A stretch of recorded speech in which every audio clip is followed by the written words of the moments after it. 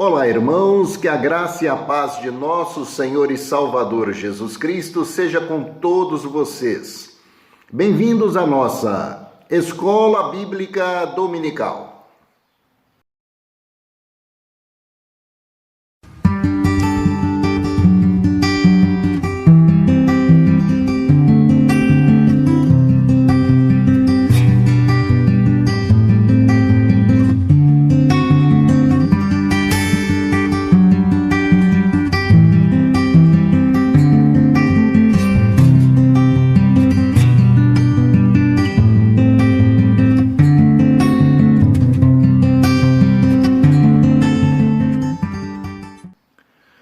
Nós estamos no segundo trimestre de 2022, esta é a série Vida com Deus.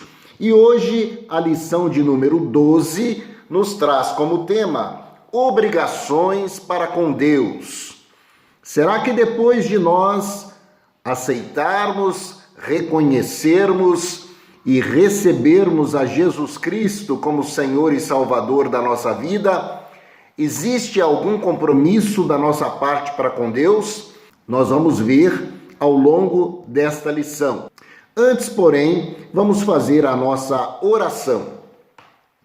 Senhor, em nome de Jesus, nós viemos à Tua santa presença em oração, fazemos confissão a Ti dos nossos erros, dos nossos pecados e das nossas falhas e clamamos, Pai, pelo sangue precioso que Jesus derramou na cruz e pedimos, Pai, perdoa os nossos pecados, nos purifica e nos santifica e abençoa, Senhor, dando a direção do Teu Santo Espírito a essa aula que nós vamos ter. Desde agora, Senhor, nós Te agradecemos em nome de Jesus. Amém. Amém? Glória a Deus. Texto base desta lição, Eclesiastes capítulo 5, versículo 4, que diz assim: quando a Deus fizeres algum voto, não tardes em cumpri-lo, porque não se agrada de tolos. O que votares, paga-o. Olha só como a lição já nos chama a atenção para esse texto de Eclesiastes desde o início. Vamos repetir? Eclesiastes 5, verso 4. Quando a Deus fizeres algum voto, não tardes em cumpri-lo, porque não se agrada de tolos. O que votares, paga-o. Ou seja, alguém é obrigado a assumir um compromisso com Deus? Não. Mas se você assumir um compromisso com Deus, cumpra esse compromisso. Porque Deus não se agrada de tolos, de pessoas que abrem os seus lábios, falam alguma coisa e depois não cumprem aquilo. Então é necessário que a gente se atente a essa verdade. Verdade prática da lição. A nossa vida de adoração somente será verdadeira quando nos conscientizarmos dos nossos direitos e dos nossos deveres diante de Deus. Então é como a vida toda, meu irmão. E acima de tudo o nosso relacionamento para com Deus. Nós temos direitos? Sim. Somos filhos de Deus? Sim. Mas nós temos deveres também. E devemos observá-los e atentarmos para o cumprimento desses deveres em nome de Jesus. Logo em seguida aí você vai ter as leituras diárias de segunda a sábado, que trazem textos bíblicos relevantes a respeito desse tema que nós estamos vendo nessa lição. A leitura bíblica em classe está em Eclesiastes capítulo 5, dos versículos de 1 a 5, que começa dizendo assim: guarda o teu pé quando entrares na casa de Deus. Inclina-te mais a ouvir do que a oferecer sacrifícios de tolos, pois não sabem que fazem mal. Não te precipites com a tua boca e nem com o teu coração se apresse a pronunciar palavra alguma diante de Deus, porque Deus está nos céus e tu estás sobre a terra, pelo que sejam poucas as tuas palavras. Porque da muita ocupação vêm os sonhos, e a voz do tolo da multidão de palavras. Quando a Deus fizeres algum voto, não tardes em cumpri-lo, porque não se agrada de tolos. O que votares, paga-o. Melhor é que não votes do que votes e não pague. Então, A coisa de Deus, o relacionamento com Deus, não é? O reino de Deus deve ser encarado com uma certa seriedade. Deus é nosso Pai, Deus é misericordioso, é bondoso, Deus é tolerante conosco, conhece as nossas fragilidades, mas Deus é justo e Deus exige que, quando nós nos propomos a ter um relacionamento com Ele, nós venhamos a observar um mínimo de respeito e de comprometimento. Muitas das vezes a pessoa se achega diante da presença de Deus e faz até mesmo um voto de servi-lo, faz um voto de estar trabalhando na obra, faz um voto de estar se compromissando, não é, com o reino de Deus, e no decorrer da sua vida ela simplesmente se esquece disso. Ora, Deus não se agrada de tolos e é necessário que nós venhamos a nos atentar para essa verdade. Interagindo entre nós, em todas as esferas da vida, temos responsabilidades. É na família, é no trabalho, na faculdade, nas amizades, enfim. Em todos os lugares onde nos relacionamos está o nosso senso de responsabilidade. Com as coisas de Deus não é diferente. Ora, o Senhor nosso Deus é santo, amoroso e misericordioso. Por isso, devemos nos empenhar no compromisso de imitá-lo, servindo-o de toda a mente e de todo o coração. A vida com Deus é para ser levada a sério e devemos vivê-la até as últimas consequências. Quando o amor do Pai inunda-nos a alma, não temos dúvida do quanto podemos fazer para Ele e ao próximo que está em torno de nós. Então, irmãos, é o que nós acabamos de dizer. O reino de Deus e as coisas concernentes ao reino de Deus não são brincadeiras. Não podemos encará-las como coisa qualquer, não é? Pelo contrário, deveremos encará-las com seriedade, principalmente no que tange às nossas obrigações para com esse reino. As nossas obrigações que nós assumimos quando nós abrimos os nossos lábios diante de Deus e fizemos a Ele algum tipo de voto. Então, às vezes a pessoa está passando por algum tipo de problema na vida, ora diante de Deus, pede ao Senhor o auxílio, a ajuda, o socorro, o livramento, e Deus dá. E a pessoa naquele momento fala: Senhor, olha, me abençoando, eu vou te servir, eu vou servir a obra de Deus, eu vou trabalhar na obra, eu vou ser um diácono, eu vou ser um pregador, eu vou ser um missionário, eu vou ser uma pessoa que anuncia o teu nome, o teu reino, o teu amor. E passados o tempo, quando aquela pessoa já tiver resolvido os seus problemas, ela se esquece que a Deus fez um voto. Ora, isso não deve ser assim. Se você assumir um compromisso na obra de Deus, meu irmão, entregue a sua parte com excelência, com amor, com dedicação. Por quê? Porque Deus não se agrada de tolos. E é necessário que tudo aquilo que nós fizermos para a obra do Senhor, nós o façamos com excelência. Porque Deus, quando faz algo por nós, Ele não faz pela metade, muito pelo contrário. Deus faz a obra completa, Deus te dá sempre o melhor. Deus nos deu o melhor, que foi Jesus. Portanto, a Ele toda a honra, toda a glória e todo o louvor, e a Ele o nosso comprometimento, o nosso respeito, a nossa dedicação e a nossa seriedade para com o exercício na obra de Deus. Amém? Aleluia! Objetivos gerais dessa lição. Após essa aula, devemos estar aptos a conceituar as obrigações de natureza político, social e religiosa, explicar as obrigações ante a santidade de Deus, reverência e obediência, e compreender as obrigações frente à transcendência e à imanência de Deus. Aleluia! Tópico 1. Obrigações e devoção. 1. Obrigações de natureza político-social. Há um ditado popular que diz: primeiro a obrigação e depois a devoção. Aqui há um dualismo que separa a obrigação da vida social da devoção, que é a vida espiritual, como se ambas fossem duas dimensões distintas. Tal máxima não é bíblica, pois o livro de Eclesiastes denota uma perspectiva completamente oposta. As Escrituras orientam-nos a priorizar o reino de Deus sem perder de vista a dimensão material em que estamos inseridos. Vivemos num mundo em que há autoridades constituídas e onde, consequentemente, direitos e deveres estão estabelecidos. Somos cidadãos e possuímos direitos e deveres para com o Estado. Pagamos os impostos, podemos votar e receber votos. Enfim, não podemos eximir-nos das nossas obrigações para com a nação. A nossa consciência cívica deve ter como base a Bíblia Sagrada. Então, primeiramente, as obrigações de natureza político-social. Nós somos cidadãos e, como tal, nós temos direitos e deveres para com o Estado. Podemos votar, ser votados, temos direito à saúde, à educação, à segurança, à criação dos nossos filhos em paz, temos os nossos direitos e temos os nossos deveres para com o Estado. Então, nós devemos ter em mente que, se para com o Estado é assim, para com o reino de Deus é igual.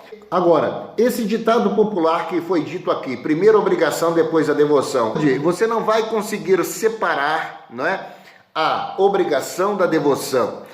A Bíblia orienta justamente o contrário, você priorizar o reino de Deus sem perder de vista a dimensão material, física na qual nós estamos inseridos. Então, as duas coisas vão caminhar juntas e nós, evidentemente, devemos ter discernimento para atender a uma e a outra.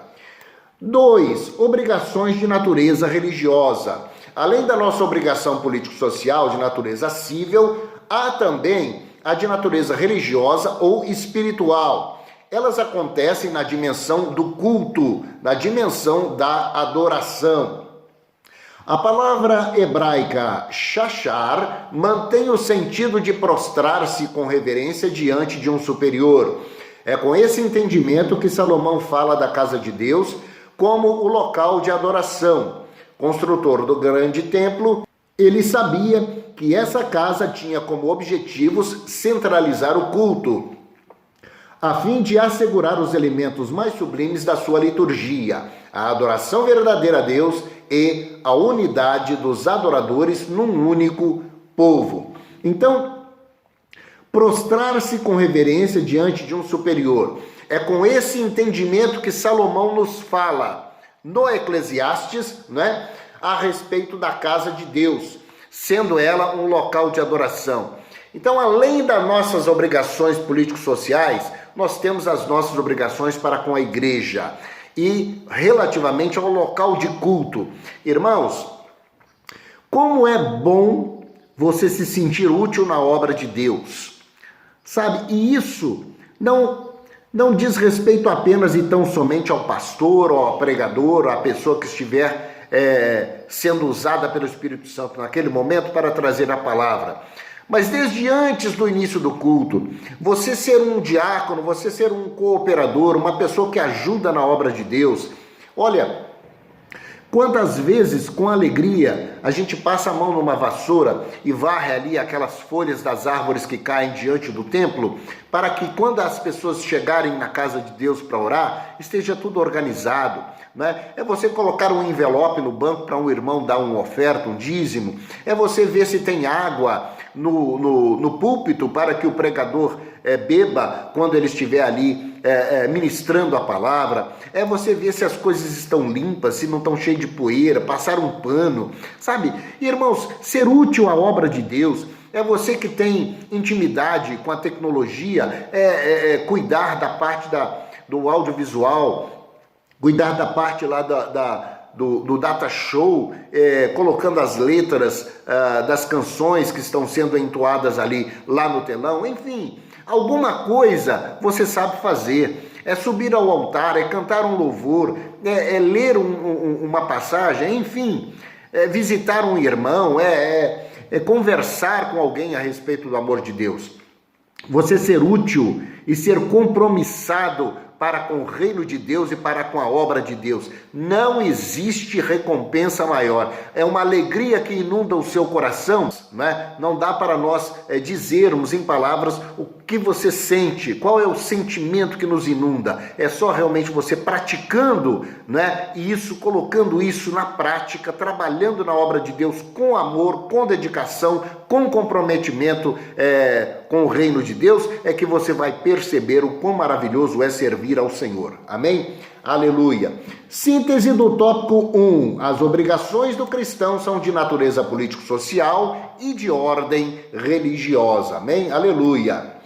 Tópico 2. Obrigações ante a santidade de Deus. 1. Reverência. Todo culto tem uma liturgia e não há nada de errado nisso. A palavra liturgia está associada ao culto da igreja primitiva. Quando em Antioquia houve uma escolha e separação de obreiros para a obra missionária, Lucas registra o fato utilizando a palavra grega leitorgio para designar serviço, e dessa palavra vem o vocábulo português liturgia. Esta também faz parte da adoração a Deus. Salomão sabia disso e advertiu-nos quanto ao cuidado que devemos ter quando entrarmos na casa de Deus. Desligue o celular, não masque chiclete, seja reverente, seja um verdadeiro adorador. Então, a reverência, infelizmente, a cada dia que passa parece que cai mais no esquecimento das pessoas. Então, às vezes, o pregador está lá sendo usado pelo Espírito Santo para trazer uma palavra às pessoas e o irmão está lá com o celular na mão falando no WhatsApp, não é? Ora, isso, além de ser uma falta de respeito para com a pessoa que está ministrando a palavra de Deus, é também uma falta de respeito para com o Senhor, porque o Senhor está falando naquele momento. E naquele momento que você deveria estar antenado, ligado, né, atento àquilo que o Espírito Santo está falando, ao invés disso está no celular falando com outra pessoa a respeito de outro assunto qualquer. Ora, é desrespeito, você não honra a casa do Senhor agindo dessa maneira e não honra o próprio Deus que está ali falando naquele momento. Além disso, outras circunstâncias também, conversar durante o culto, não é? E permitir que as crianças fiquem correndo para lá e para cá e chamando a atenção das crianças e chamando a atenção das outras pessoas para si, não é? Enfim, comportamentos inadequados no momento de culto e de adoração a Deus. Devemos nos policiar com relação a isso, sem dúvida alguma. 2. Obediência. Obedecer a um conjunto de normas e regras sem atentar para os princípios que o fundamentam é puro legalismo. Não vale a pena observar o preceito sem atentar para o princípio existente por trás dele. O livro de Eclesiastes demonstra isso com clareza, pois Deus não se interessa na observância do sacrifício em si, e sim na obediência aos princípios que regulamentam a sua prática, o conhecimento desses princípios. Foi exatamente isso que o profeta Samuel ensinou a Saul, lá em 1 Samuel capítulo 15, no versículo 22.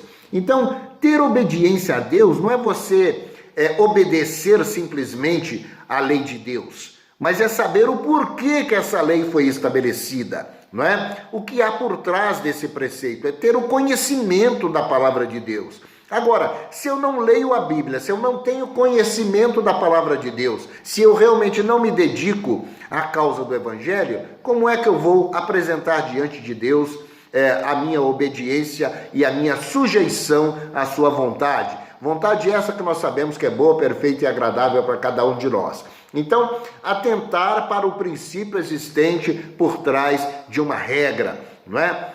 Por que eu posso fazer aquilo? Por que eu devo fazer? Por que eu não posso? Porque está escrito isso, isso e isso. Então nós devemos realmente nos atentar para esse detalhe. Síntese do tópico 2. A santidade de Deus impulsiona o cristão a viver reverente e obedientemente. Amém? Aleluia. Depois, no tópico 3, vai tratar as obrigações frente à transcendência de Deus. O que é transcendência? É o que ultrapassa o conhecimento comum e vai além da experiência meramente humana. A transcendência é um dos atributos naturais de Deus. Então, Deus transcende a todo entendimento meramente humano. Aquilo que nós conhecemos como limite, para Deus não existe. Então Deus transcende ao nosso entendimento. Por quê? Porque Ele é Deus, Ele é Senhor, Ele é um ser absolutamente superior a nós. Amém? Síntese do tópico 3, a transcendência divina revela-nos que Deus é o Criador e o homem a sua criatura. Aleluia! O tópico 4 vai nos trazer as obrigações diante da imanência de Deus. O que é imanência? É a qualidade do que está em si mesmo e não transita a outrem. É o oposto da transcendência. Embora Deus seja transcendente, não se encontra a parte da sua criação. Acha-se presente nesta através dos atributos da sua imanência: onipresença, onisciência e onipotência, e por intermédio dos seus atributos morais. Então, imanência é essa qualidade de, sendo Ele Deus, ainda assim Ele está no nosso meio e participa da nossa vida. Ele participa da sua vida pessoal, de cada um dos cuidados que a sua vida exige de você, de cada detalhe. Ele supre as nossas necessidades, Ele sara as nossas enfermidades, Ele cuida dos nossos familiares, dos nossos filhos, dos nossos queridos. Deus participa da nossa vida, apesar dele ser transcendente, apesar dele ser um ser superior, mas ainda assim vive conosco, vive em nós, vive no nosso meio e participa da nossa vida de uma forma direta. Amém? Aleluia! O subtópico 1 vai dizer que Deus está próximo, e o 2, o valor que tem as orações e os votos. Estude esse tópico, que é muito interessante. A síntese do tópico 4. A imanência divina revela-nos que Deus está próximo e ouve as nossas orações. Aleluia! Como é maravilhoso saber disso, irmãos, que Deus está próximo de nós e ouve as nossas orações. Glória a Deus! Conclusão: não há adoração verdadeira que não leve em conta as obrigações diante de Deus e diante dos homens. Se quisermos viver uma vida espiritual plena, devemos ter em mente as implicações que a acompanham. De nada adianta termos templos suntuosos, pregadores eloquentes, cantores famosos, se não estamos cumprindo as obrigações que uma verdadeira adoração requer. Amém? Isso é para nós meditarmos. Será que adianta nós termos igrejas maravilhosas, templos maravilhosos, pregadores eloquentes, pessoas inteligentes, cultas, não é? Vozes maravilhosas no coral ou lá no grupo de louvor, pessoas que realmente nos encantam, se nós não estamos cumprindo com as nossas obrigações para com Deus e não estamos então ofertando diante do Senhor a verdadeira adoração. É para nós pensarmos, é para nós meditarmos, é para nós entrarmos na presença do nosso Deus em oração e buscarmos de Deus a direção para que nós possamos nos comportar da maneira que Deus requer. Amém? Aleluia! Logo em seguida aí nós vamos ter os exercícios para refletirmos com aquele joguinho de perguntas e respostas a respeito desse tema tão relevante que nos trouxe a lição de número 12, obrigações para com Deus. Amém? Glória a Deus, vamos orar? Onde você está, curve a sua cabeça e feche os seus olhos e vamos falar com Deus. Senhor, mais uma vez em oração, nós estamos na Tua presença e, Pai, nós Te louvamos por essa palavra abençoada. Faça, Senhor Deus, com que nós venhamos a absorver esse conhecimento. Faça com que, Senhor Deus, nós tenhamos realmente essa consciência, a consciência das nossas obrigações para com Deus, para com o reino de Deus, para com a igreja, para com o próximo, para com os nossos líderes, para com os nossos pastores, para com as pessoas que convivem conosco diariamente. Que tudo, Senhor, que nós somos, que tudo que nós fizermos seja para a honra, louvor e glória do Teu santo e bendito nome, hoje e para sempre. Nós te pedimos em nome de Jesus. Amém. Amém? Glória a Deus, meu irmão e minha irmã, louvado seja o nome do Senhor. Olha, Lição abençoada, essa lição de número 12, obrigações para com Deus. Medite nisso, leia aqueles textos bíblicos lá que o início da lição nós anotamos para você, de segunda até sábado, para que você vá realmente assimilando essa verdade. E ore a Deus, peça ao Espírito Santo para que realmente você seja uma pessoa que tenha consciência das suas obrigações para com Deus, no exercício do seu trabalho dentro da igreja, dentro da obra de Deus e no seu relacionamento com os demais irmãos. Amém? Glória a Deus. Erga suas mãos e receba a bênção apostólica. Que a graça de nosso Senhor Jesus Cristo, o grande amor de Deus o Pai, as ricas e maravilhosas comunhões do Santo Espírito da promessa, sejam agora e para sempre com você, com sua família e com a sua casa. Eu te abençoo e te envio para que você viva realmente uma vida espiritual compromissada com o reino de Deus, com a palavra de Deus, com a igreja de Jesus Cristo sobre a terra. Te abençoo em nome do Pai, do Filho e do Santo Espírito de Deus. Amém. Amém? Glória a Deus, meu irmão e minha irmã. Se Deus permitir, semana que vem estaremos de volta com mais uma aula da nossa Escola Bíblica Dominical.